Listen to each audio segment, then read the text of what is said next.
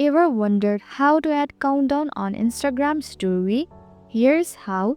To get started, open the Instagram app on your phone. Right after that, click on the plus icon at the top left corner. Once inside, select a photo or a video as a background for your countdown.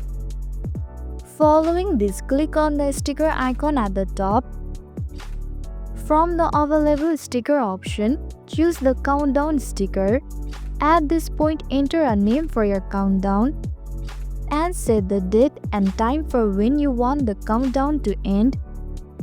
If you wish, you can also customize the countdown color to match your story.